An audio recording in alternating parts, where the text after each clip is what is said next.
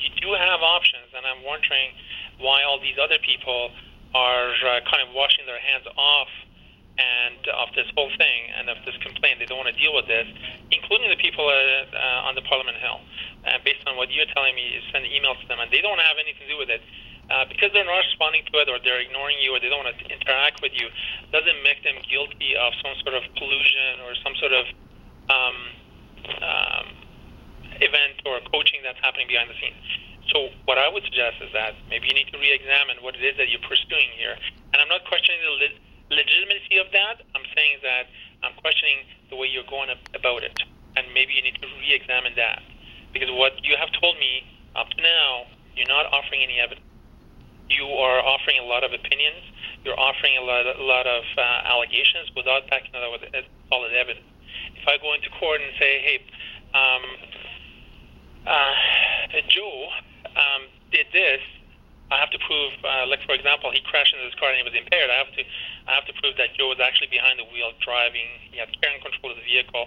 The engine was running, and then I would have to examine the vehicle to make sure that there's nothing wrong with the vehicle. So you can't blame the brakes, the engine, the gas pedal, all these other things.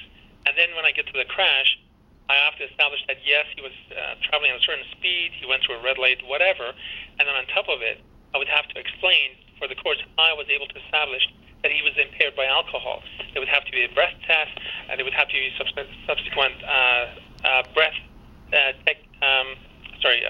test again and back to the detachment, or maybe a blood withdrawal, depending on the circumstance. Yeah, your point is taken. These are all evidence that's brought into court, and then one by one we set up the case for Crown, for the jury, for the judges to say yes, he was driving the vehicle. Yes, this was his vehicle. Yes, he was traveling at this speed. And that's what the nothing wrong with the vehicle. And that's what the operator error. That's what the operator. He was impaired, and here's the reason: because he has alcohol in his system. This is how much alcohol he has in his system. That's evidence. Those are facts. This is not. I cannot walk into a court of law and say, Your Honor, because the driver Joe, his breath smelled of liquor, that he was impaired by alcohol. I cannot do that. I will never ever do that. But the Crown's expert witness on computers and the internet will be sufficient to make the case. No, sorry, it is not sufficient. That's what I'm trying to tell you. But you're making a lot of allegations without backing it up with evidence. Well, I've got the evidence of my testimony. I'm sure you'll get the confirmation from Mr. Ritchie that he in fact called me and told me not to call. It's a tiny part of the allegations you're making. It's one tiny part of it.